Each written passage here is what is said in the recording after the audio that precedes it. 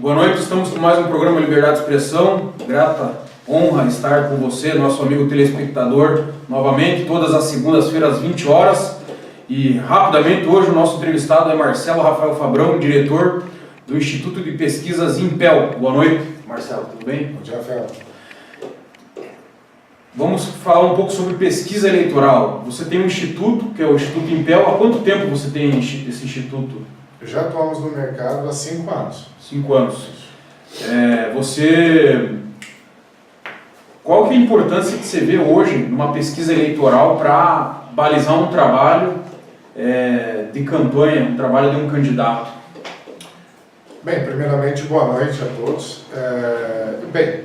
Pesquisa ela é fundamental para dar continuidade numa campanha, né? Para saber os pontos positivos e negativos do que está sendo feito na campanha. É lógico que só pesquisa não resolve, mas a pesquisa é fundamental e eu costumo dizer que ela é o braço direito de todo candidato hoje numa campanha. E lógico, como o slogan da empresa nós temos hoje como slogan, quem tem pesquisa tem norte. É justamente isso, a pesquisa ela ajuda também como uma bússola, né? Ela age como uma bússola. Então, se você quer saber como é que está sendo o trabalho de cada candidato dentro do seu município, é com pesquisa, né? E como que você explica, digamos, essas grandes diferenças entre o resultado de uma pesquisa e o resultado na urna? Ao que se deve isso? Interessante a pergunta. Uma das coisas que a gente precisa deixar bem alinhado é que pesquisa, ela tem o poder de medir, vamos dizer assim, o potencial na questão do voto, né? Ela não tem como a gente avaliar, e até porque nós temos bola de cristal para avaliar o que vai ser colocado na urna, mas a intenção de voto ela é mensurada. Então, deixar claro que a pesquisa, sim, ela meça a intenção de voto e não o voto em si, né? Por isso que é normal, já aconteceu várias vezes, de ser feita uma pesquisa no sábado, antes da eleição, e no domingo ser completamente diferente o resultado da urna. Completamente diferente, eu digo assim, de 5% a 6% ali de diferença do que foi divulgado na pesquisa. Por isso, porque quando o candidato tem acesso à pesquisa, é divulgada a pesquisa de intenção de voto, ele tem um tempo para ser trabalhado, né? Então ele vai trabalhar o que está, ele vai para o tudo ou nada se ele está atrás, né? Então, justamente por isso. Então ela é uma fotografia do que foi feito antes, no passado, né? Ou seja, não tem como a gente prever o futuro, né? Então ela serve como uma base para, dependendo do trabalho, mas de intenção de voto. Mas também essa diferença às vezes também não pode decorrer de um erro de leitura na pesquisa? Pode. Vai depender muito do instituto, vai depender muito de quem tem acesso à pesquisa, de como foi passada a pesquisa. Os jornais hoje, a mídia, elas detupam muito o que é se falado hoje. Por exemplo, como eu estou te falando, intenção de voto, mas é jogado na mídia como voto, né? Então, isso já é uma... E a boca de urna, assim, como que você define ela? Ela é a intenção de voto, o voto como naquela... Então, a boca de urna tem aqueles que fazem antes e tem aqueles que fazem depois, né? Mas assim, ela é também de intenção de voto. Mas ela tem um poder assertivo um pouco mais... Bem maior, porque é no dia, né? Porque ela é no dia, pega ali a febre do momento, né? Então, ela é mais assertiva. E na sua opinião aí, qual o maior poderio hoje, falando em eleições de 2016 aí, que o candidato deve trabalhar? A gente sabe que tem a divulgação, principalmente nos municípios que não tem TV e rádio.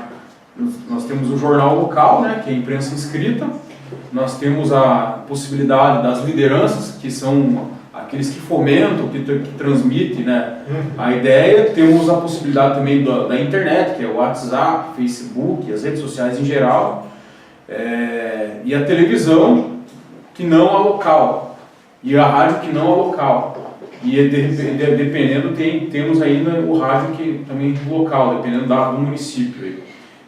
Qual você acha que deve ser mais trabalhado pelos candidatos? Olha, eu costumo dizer, para essa eleição 2016, que não vai ganhar o mais forte, e sim o mais preparado. Acho que ele, dependendo de cada município, tem uma estratégia de atuação. Município pequeno, onde que o acesso à internet não é tão comum como uma cidade, por exemplo, como Curitiba, como a região metropolitana aqui, como Londrina, a qual eu sou. É lógico que a mídia impressa ela vai ter um poder um pouco maior do que nessas cidades grandes, onde que a internet predomina. Porém, a sola de sapato ela vai ser o diferencial. Aquele candidato que só acha que vai ficar no rádio ou na TV, ou em jornal, ou em internet, ele vai simplesmente pegar um terço, um quarto ali do poderio que ele poderia ter. Agora, a sola de sapato, a visitação... Usar todos os mecanismos. Todos os mecanismos, isso é fato. Né? Porque assim, tudo é conversação. Se a gente analisar, por exemplo, no Facebook, um candidato que acredita no poder do Facebook, eu vou ser taxativo com isso. Se você, candidato, não tem um perfil no Facebook, que é a maior rede social hoje do planeta, você está perdendo território. Sem falar que dentro ali dessa mídia, a gente tem amigos, a gente tem parentes, né? É lógico que a minha posição dentro do cenário político, eu vou estar compartilhando com os meus amigos, com meus parentes. Então, não tem como não pensar em estar numa rede social hoje, né? A mídia impressa ela é muito interessante porque ela mede a febre, ela é quase... ela mede a temperatura atual. Ela não vai ter um poder ali, por exemplo, você vai esquecer 2 dias depois do que foi falado no jornal, mas ela tem um poder ali momentâneo. Então ela precisa ser medida, ser analisada por uma estratégia para esse tipo de mídia, né? Assim como, lógico, a visitação, como eu estou dizendo, mas se você perguntar para mim o que ele deve mensurar ou priorizar, eu vou falar, ele precisa ter o seu nome em todas as mídias.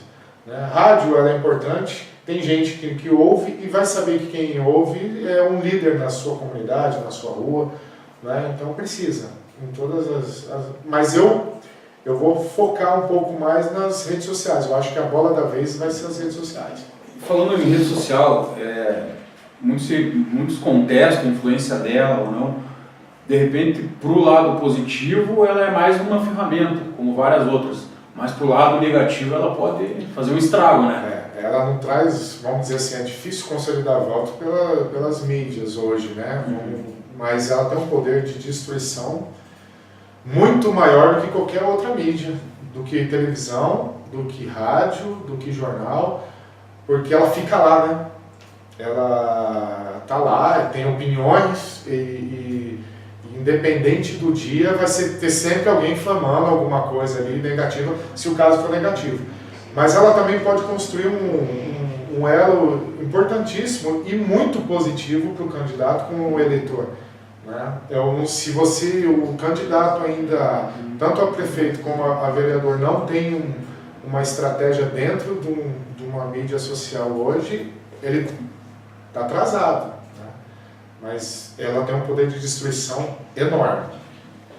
E na sua opinião, esse trabalho com internet, a sola de sapato, o jornal escrito, a campanha em geral, a campanha é pré-campanha, você entende que a pesquisa é fundamental para balizar esse trabalho? Onde eu vou atacar mais? Aqui, ali, até também na possibilidade do trabalho por região da cidade também, da pesquisa? Sim.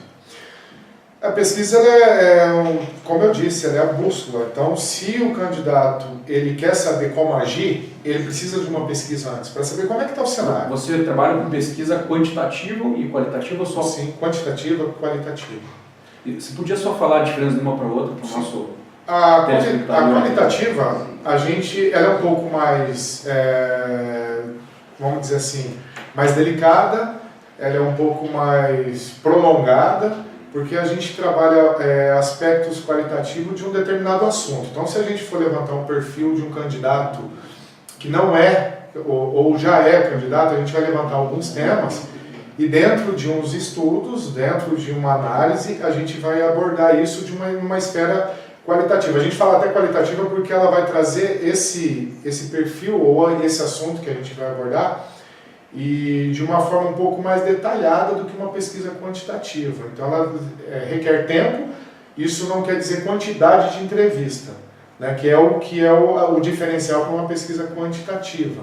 Aí a gente tem um cenário onde que a gente vai, dentro de uma margem de erro, elaborar um número X de entrevista dentro de um grau de confiança para o candidato, né? Então as duas são extremamente importantes. A qualitativa, se você fosse me pedir, se você pedisse a minha opinião, ela deveria ser feita lá no começo do ano, no finalzinho do ano passado. Agora pouca coisa vai adiantar. Agora não, agora é pouca coisa. Primeiro porque não tem tempo. Com a qualitativa, que tipo de trabalho que o candidato pode desenvolver em cima dela?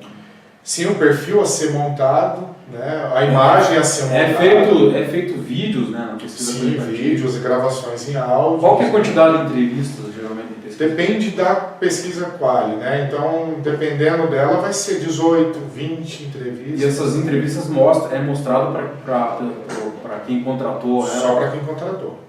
Só para quem contratou. Ela não é divulgada, né?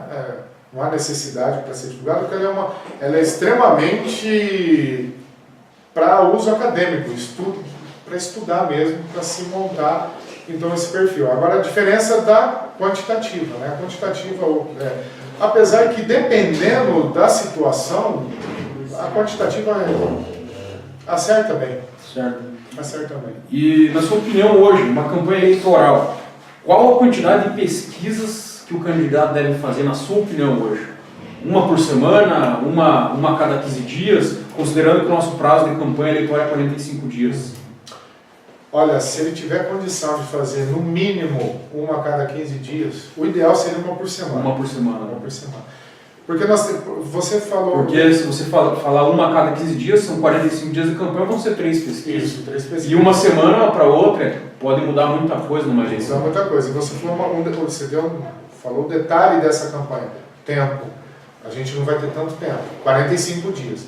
Ou seja, onde que a intenção vai valer muito mais do que a indecisão. Então, se você tiver a intenção de acertar, faça a pesquisa.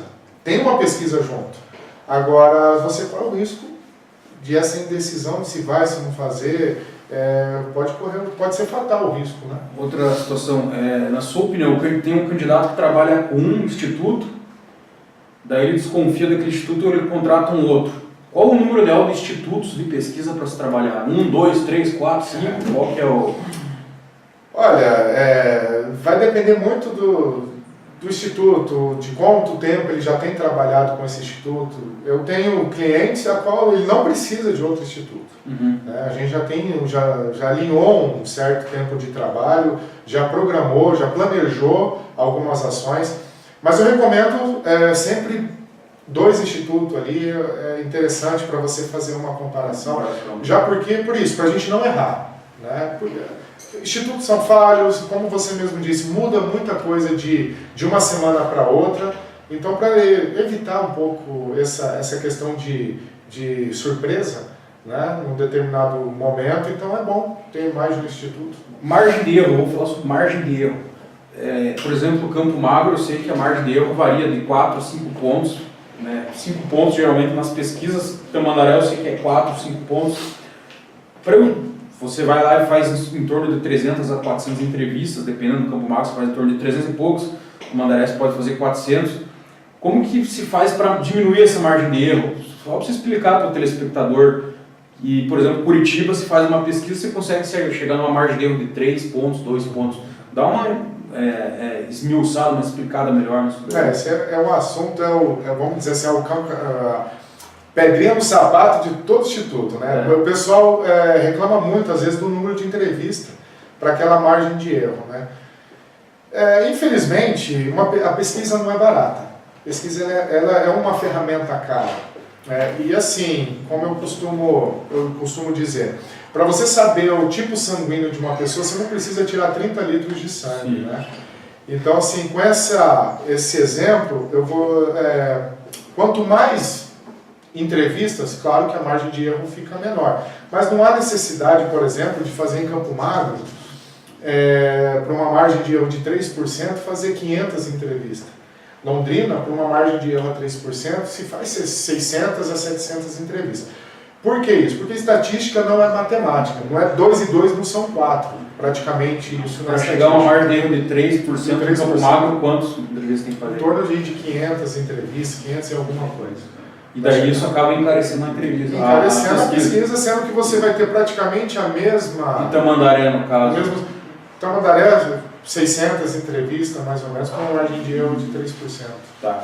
E na sua opinião, qual que a influência que uma pesquisa eleitoral faz sobre a cabeça do eleitor?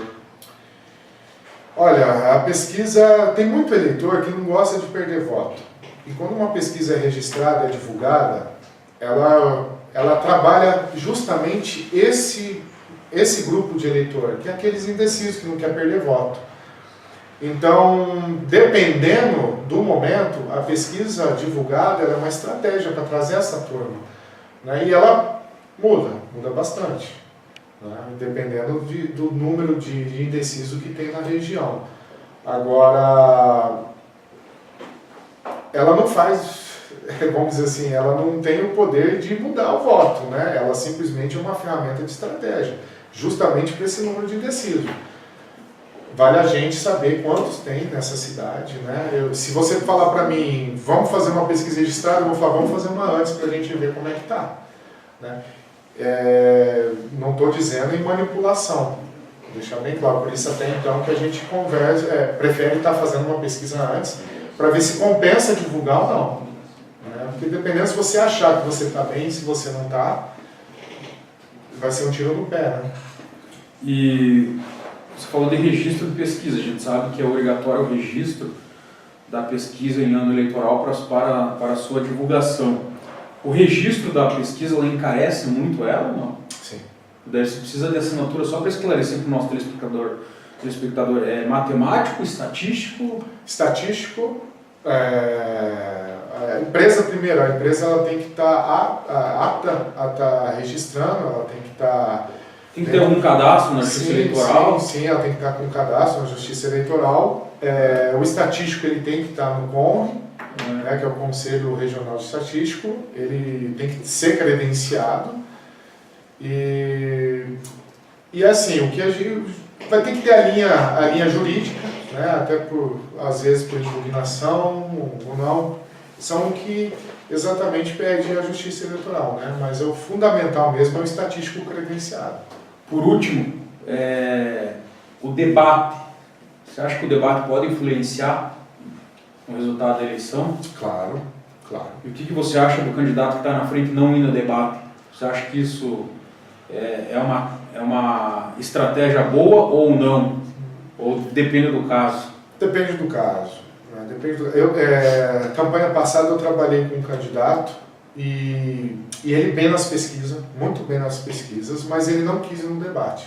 Uhum. Ele perdeu as eleições.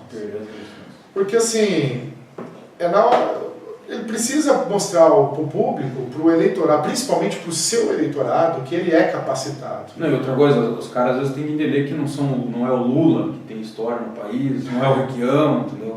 Daí os caras têm que entender que são candidatos a prefeito no município. Claro. Daí eles não têm uma expressão quanto essas pessoas que eu acabei de citar, né? Sim, mas ele tem para o seu eleitorado, ele precisa entender que aquele eleitor que vota nele precisa dessa representatividade no debate, na comunidade. Sem contar que realizar o debate, ficar o espaço dele vazio, com o nome dele lá, fica eleitoralmente falando, é péssimo, né? Péssimo, não compensa. Tanto que numa eleição presidencial, o Lula não foi para um debate, né, na última eleição que ele foi candidato, que ele ganhou. No primeiro turno ele não foi para um debate. O que aconteceu? Deu o segundo turno, né? A Dilma também aconteceu isso. Debate é um momento onde que ele vai enfrentar os oponentes, vai mostrar, literalmente provar que ele é o melhor candidato para o município. Então não tem como deixar de ir no debate, né? Principalmente se é um debate amplamente divulgado. Sim, precisa. Primeiro, o candidato tem que entender que, independente de quantos candidatos sejam, ou de quem quer que seja, ele precisa passar por esse desafio para ser eleito. E o debate é mais uma das coisas a qual ele tem acesso e é o poder de mostrar para o eleitor, a qual vai votar nele, que ele é capaz. Então, não é só em mídia impressa, não é só nas redes sociais, não é só em vídeo, que ele é candidato, ele tem que ser candidato. Não, o eleitor quer ver ele na hora da pressão, do enfrentamento, né? Claro, é ali que a gente consegue ver a capacidade. Teve o José Rich em 90 também, né? Sim. Que dançou, né? Quem ganhou aquela eleição foi o Requião, né? E daí o Batatinha, o Martinez, caiu naquela pegadinha, né? E se a gente for ver a última eleição presidencial, o Aécio Neves ele teve uma conduta muito boa nos debates. E, de repente, quando ele foi para o segundo turno, ele tomou uma outra atitude em debate que eu creio que foi o principal problema dentro para ele não ter sido eleito. Né? Ele veio com uma conduta, mudou, ou seja, o debate é muito importante. Legal. Fique ligado, na sequência vamos falar sobre os municípios de Curitiba e região metropolitana. Tudo sobre as convenções partidárias e quem é quem nas eleições de 2016. Em 2 minutos estaremos de volta.